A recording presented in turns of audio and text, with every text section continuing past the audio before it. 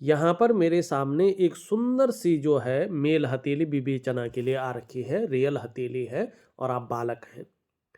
इस हथेली में जो चिन्ह बन रहे हैं, जो निशान बन रहे हैं रेखाओं के द्वारा, मैं निश्चित तौर पे कह सकता हूँ कि आने वाले समय में ये जो जातक हैं, ये बहुत बड़े व्यापारी बनेंगे, बहुत बड़े बिजनेसमैन बनेंगे और उसी बिजनेस के कारण इनकी एक पहचान बनेगी, एक ब्रांड बनाकर ये उभर पाएंगे। ये निश्चित तौर पे यहाँ पे दिखाई दे रहा है। और ये मैं नहीं कह रहा हूँ, ये शास्त्रीय प्रमाण है। शास्त्र इसमें निश्चित तौर पे कहता है, जनने प्रबलो यस्य राजयोगो भवेद् यदि करे वा चरणो वश्यम राज चिन्हम प्रजायते।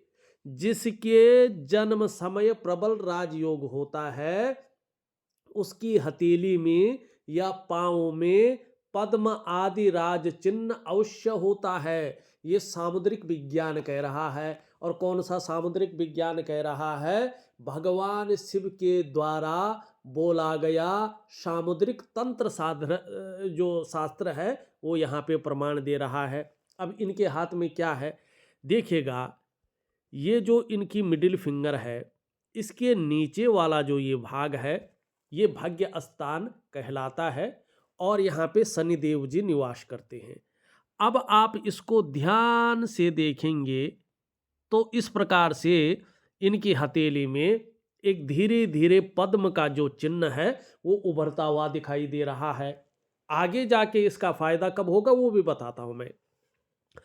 यदि शनि पर किसी भी व्यक्ति का स्वतंत्र रूप में, अभी ये स्वतंत्र नहीं है, लेकिन जब स्वतंत्र रूप में पद्म चिन्ह होता है और ऐसा व्यक्ति मैन्युफैक्चरिंग में कोई फैक्ट्री डालता है या उत्पादन संबंधी कोई बड़ा बड़ा काम करता है, उत्पादन या धातु संबंधी कोई काम ऐसा व्यक्ति करने की सोचता है या करता है, तो बहुत बड़ा लाभ ऐसे लोगों को मिलता है। और ज़्यादातर मामलों में ये जातक इतने धनवान हो जाते हैं कि इनकी कुछ पीढ़ियां उस धन को खा सकती हैं। ये अकेले अपने बलबूते पे ये धन और संपदा जोड़ता है। ये निश्चित रूप से होता है क्योंकि शास्त्र प्रमाण है। अब दूसरा देखिएगा आप, ये आपकी रिंग फिंगर है और इसके मूल में सूर्य देवता निवास करते हैं।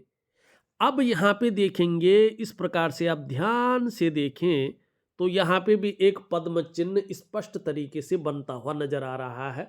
अभी इसका फायदा नहीं मिल रहा है, मैं निश्चित तौर पे कह रहा हूँ, लेकिन ये जैसे जैसे प्रबल होगा वैसे वैसे इसका फायदा आपको निश्चित तौर पे मिलेगा।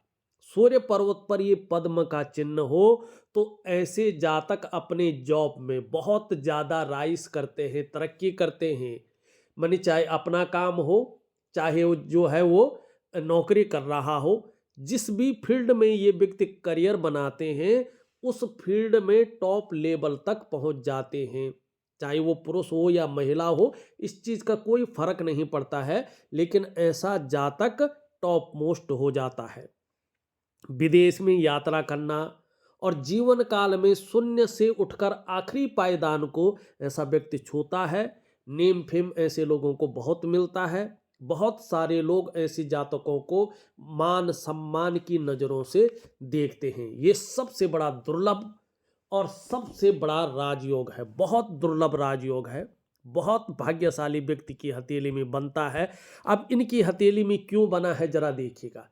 इनका जो ये कलेक्टिव कर्माज का मालिक है, जो प्रारब्ध को दिखाता है, उसमें 3 रेखाएं आपको स्पष्ट दिखाई दे रही है। इसका मतलब है इनका जो पूर्व जन्म था उसमें इन्होंने बहुत पुण्य और उच्च कर्म किए हैं। जिस पुण्य और उच्च कर्म करने की वजह से इनको मनुष्य योनि प्राप्त हुई है। इनको अच्छी विद्या प्राप्त होगी और अच्छा धन उसके कारण प्राप्त होगी। दूसरी बात, ये पूर्व जन्म में भी मनुष्य ही थे और इनका लिंग भी नहीं बदला है, ये पुरुष लिंग के ही थे। और इनका वंश भी नहीं बदला है, जिस वंश में ये पैदा हुए हैं उसी वंश के ये पितृ थे। और 7 पीढ़ियों से पहले ही इनका जन्म हो गया है, इसीलिए इनका डीएनए भी नहीं बदला हुआ है। तो बहुत अच्छे पुण्य कर्म से इनका जो है मनुष्य योनि में अवतरण हुआ है, अपने ही वंश में अवतरण हुआ है। अब यहाँ पे देखिएगा, एक सुखद जीवन जीने की चाह बनी रहेगी और सुखद जीवन जीने के लिए प्रयत्नशील व्यक्तित्व भी रहेगा। लेकिन एक बात का ध्यान रखना, आप कभी भी पार्टनरशिप में, साझेदारी में अपना व्यापार मत करना, ठीक है ना। और जल्दबाजी में, भावनाओं में आकर और उतावलेपन में कोई बहुत बड़ा रिस्क मत लेना, ठीक है ना। दूसरी बात देखिएगा, करियर और धन की रेखा आपकी कहीं ना कहीं चंद्रमा से निकलती हुई दिखाई दे रही है। इसका मतलब स्पष्ट है, शादी के बाद आपका भाग्योदय होगा। शादी से पहले और प्रारंभिक जीवन आपका बहुत ज़्यादा संघर्ष से युक्त होगा, उतार चढ़ाव उसमें ज़्यादा आएंगे। कई बार अस्थिरता का सामना भी आपको करना पड़ेगा। विशेषकर जीवन काल के 35वें वर्ष के बाद से आपके जीवन में कहीं ना कहीं अस्थायित्व आना शुरू हो जाएगा। 38वें वर्ष में और ज़्यादा होगा और 41वें वर्ष से पूर्ण स्थिति आनी शुरू हो जाएगी और 45वें वर्ष में पूरा भाग्योदय दिखाई दे रहा है। फिर 57वें वर्ष में दोबारा भाग्योदय की स्थिति है।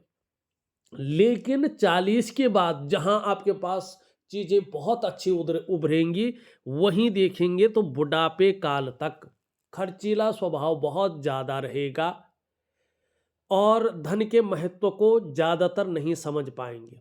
मानी पैसे बचाने में आप थोड़ा सा जो है लेजी हो सकते हैं, तो इसके लिए उपाय दे रहा हूं, जरूर करें, आपको लाभ होगा।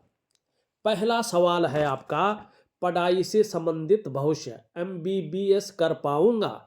यहाँ पे देखेंगे तो जो शिक्षा का मालिक है देवगुरु बृहस्पति, वो पुष्ट और सुंदर अवस्था में है। उस पे धीरे धीरे जो है चतुष्कोण बन रहा है। तो निश्चित तौर पे आप अगर मेहनत करें और एकाग्रता से काम करें तो आप कर पाएंगे, इसमें कोई दो राय नहीं है।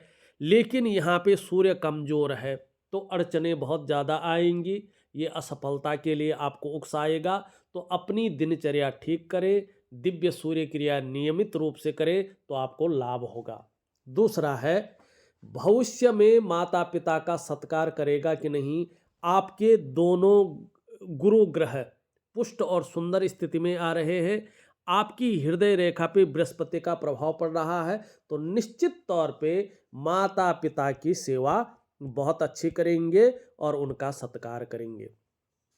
तीसरा सवाल, सरकारी नौकरी या नहीं है या नहीं। देखिएगा, अभी यहाँ पे सरकारी नौकरी की कोई रेखाएं या कोई योग दिखाई नहीं दे रहा है भरपूर मात्रा में। आगे चलकर हथेली में परिवर्तन निश्चित तौर पे होगा, क्योंकि हर साल हथेलियों की रेखाएं कुछ ना कुछ बदलती हैं। हर साल हमारे ग्रहों की स्थिति हथेली में बदलती है, उसका कलर बदलता है, उसका आभा मंडल बदलता है, तो उसके अनुसार जो है वो फल देती हैं। तो आगे चलकर हम हथेली देखेंगे तो पता चल जाएगा कि क्या है। अब यहाँ पे देखेंगे हृदय रेखा इनकी बहुत सुंदर है, बृहस्पति से युक्त है।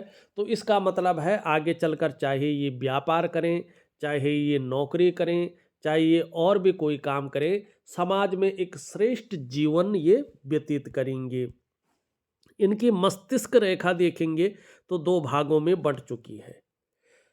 जहाँ कल्पना शक्ति बहुत अच्छी होगी, वहीं इनको यात्राओं का जीवन में लाभ मिलेगा, जिससे मन प्रसन्न रहेगा और खुशनुमा माहौल बना रहेगा और व्यापार के गुण बहुत ज़्यादा उभरते हुए दिखाई दे रहे हैं। इनकी जीवन की रेखा आप देखेंगे इस प्रकार से दिखाई दे रही है। देखिएगा, यात्राएं तो बहुत अच्छी होंगी, इसका इनको लाभ भी होंगे, लेकिन अपने जन्म स्थान से दूर ये अच्छी खासी उन्नति करेंगे, कामयाबी को हासिल करेंगे। जन्म स्थान में रहकर ये एक साधारण व्यक्ति बनकर रह जाएंगे और जीवन का जो प्रारंभिक दौर है उसमें कई बार संघर्ष, कई बार उतार चढ़ाव, कई बार अस्थिरता का भी इनको सामना करना पड़ेगा, लेकिन उसके बाद का समय ठीक है। अगर इनकी शादी के बाद भाग्योदय दिखाई दे रहा है, उसमें भी अगर इनकी पहली बेटी हो जाती है तो इनका भाग्य बहुत सुंदर, एक लक्ष्मी से युक्त जो अष्ट ऐश्वर्य होते हैं इनके जीवन में आ जाएगा। बहुत अच्छा नेम फेम इनका होगा और कहीं ना कहीं ये अपने को बहुत ज़्यादा भाग्यशाली समझेंगे। यहाँ पे देखेंगे तो इनकी बुद्ध की रेखा भी बहुत अच्छी है। ये स्पष्ट बता रही है कि आयु बहुत अच्छी रहेगी, सफलता निश्चित तौर पे ये अपने जीवन काल में पाएंगे और व्यवसाय इत्यादि चीज़ें अगर ये अपने जीवन काल में करते हैं तो बिजनेस में बड़ी तरक्की मिलेगी। बोलने के ढंग के कारण भी ये अपने जीवन काल में अच्छा धन कमाएंगे, बहुत ज़्यादा धनाढ्य हो जाएंगे। लेकिन एक कमी इनके जीवन में ये रेखा दे रही है। ये रेखा इनको पेट का रोगी बनाएगी, पेट से संबंधित परेशानी जरूर रहेगी इनके जीवन में। तो अपने डाइजेस्टिव सिस्टम का आपको ध्यान रखना होगा। शुक्र इनका बहुत अच्छा है, जो इनके लिए जो है एक लग्जरी जो चीज़ें हैं उनको अपनी तरफ आकर्षित कर रहा है और इसका इनको बहुत अच्छा लाभ होगा। बहरहाल मैं आपको दिव्य सूर्य क्रिया, दिव्य योग ध्यान क्रिया जरूर दे रहा हूँ और थोड़ा नज़र दोष है तो एक वनस्पति स्नान की प्रक्रिया कुछ समय के लिए दे रहा हूँ। ये कुछ समय के लिए करना है और दिव्य सूर्य क्रिया, दिव्य योग ध्यान क्रिया आपको कहीं ना कहीं जो है 3 महीने तक जरूर करना है। तो इस वीडियो में बस इतना ही। एक नई वीडियो के साथ पुनः उपस्थित होऊंगा, तब तक के लिए नमस्कार।